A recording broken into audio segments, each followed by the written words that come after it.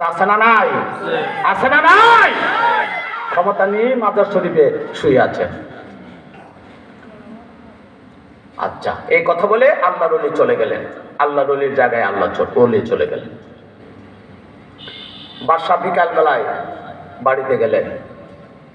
আচক নারায়ণ ঘুম থেকে উঠছে। ঘুম থেকে উঠিয়া ওনার একটা ঘোড়া ছিল, ঘোড়া দৌড়াইয়া রাজমহলে মানে উনি সংসদে আসতেন। বুঝতে পারছেন নি?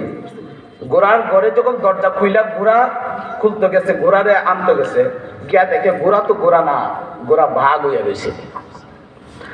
ভাগ হইয়া খাপ ধরে কইতেছে, আয়, অলির জায়গা বুঝি জমিনও নাই, আয় আমার দ্বারে।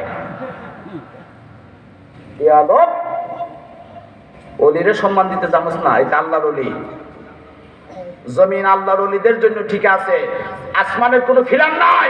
আল্লাহর অলিরা হচ্ছে আসমানের ফিলার।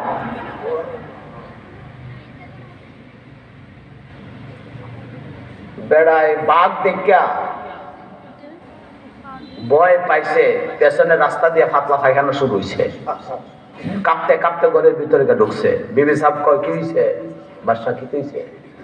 কইও না, অবস্থা টাইট। আমার ঘোড়া কই গেল? ঘোড়ার পরিবর্তে দি বাঘ। আচ্ছা ঠিক আছে, ঘোড়া ছাড়া অন্যটা দেন, অন্য ব্যবস্থা করে তিনি সংসদে আসলেন।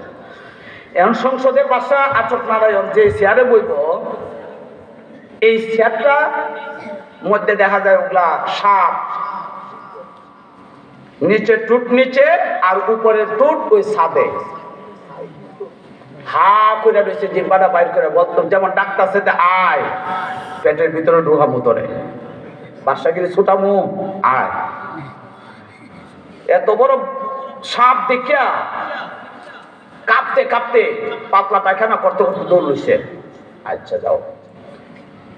এখন সংসদও জায়গা নাই, গোড়ার গড় স্থান নাই, যাবে কোথায়? দেখান রাজা খালি গন্ডগোল।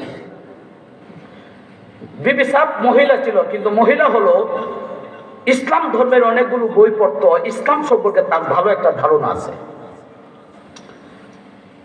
সারাদিন চেষ্টা করলো কিন্তু কিছুই করতে পারলো না। রাতের বেলায় ঢুকছে, বিবি সাহেবকে জিজ্ঞাসা করে, বিবি সাহেব তার বাপ সাহেব দেখে কয়, কি দিছে আপনার বাদশাগিরি? কি হয়েছে? বাদশাগিরি শেষ আমার, ওই এমেদা আউলা এমেদা জাউলা এমেদা শেষ, গজব। হ্যাঁ গজব। কেরে গজবে ধরছে?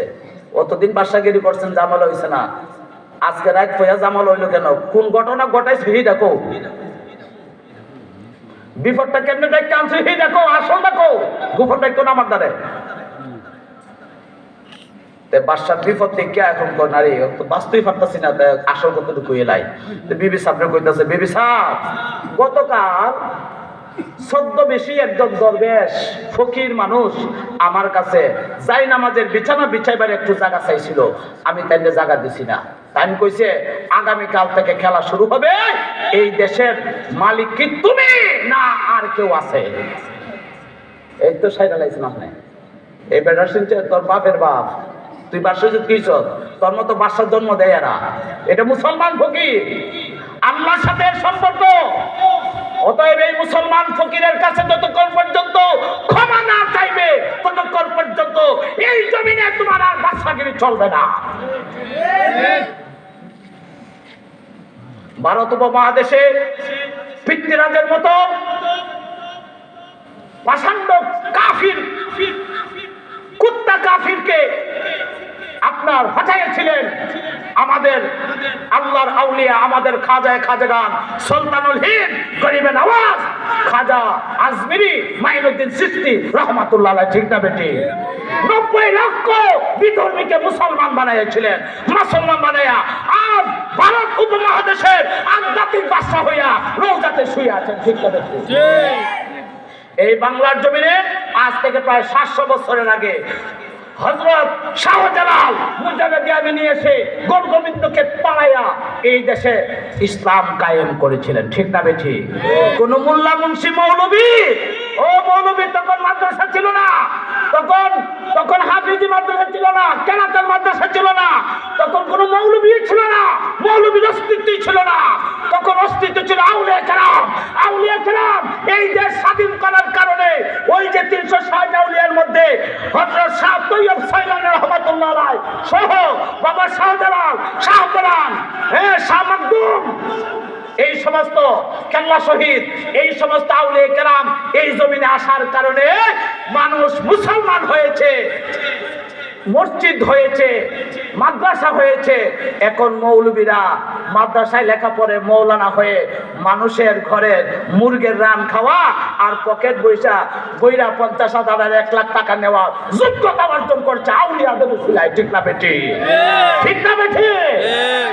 এই জমিনে যদি বাবা শাহজালাল এবং ওনার সফর সঙ্গী 360 আউলিয়া হযরত শাহ তৈয়ব সাইলানের মতো আউলিয়া কেরামরা না আসতেন, আমরা মৌলবীরা এই মাইকের সামনে বসার সুযোগ পাইতাম না। আমি যে মৌলবী ওয়াজ করছি, এই ওয়াজের পরিবেশ থাকতো না। অতএব এই জমিন আউলিয়াদের জমিন, আউলিয়াদের মাধ্যমে আল্লাহ পাক এই জমিনকে ইসলামের জমিন হিসেবে কবুল করেছে। অতএব আউলিয়াদের ভুলে গেলে চলবে না। ঠিক না বেঠি? যে যে দলই করেন না কেন আউলিয়া কেরামদের প্রতি শ্রদ্ধা রাখতে হবে। যতক্ষণ পর্যন্ত আউলিয়াদের প্রতি শ্রদ্ধা না থাকবে ততক্ষণ পর্যন্ত যে যত বাহাদুরি করেন না কেন ক্ষমতায় আসতে পারবেন না, আসিলেও থাকিতে পারিবেন না। বন্ধুগণ আমার, তো মহিলা কইতাছে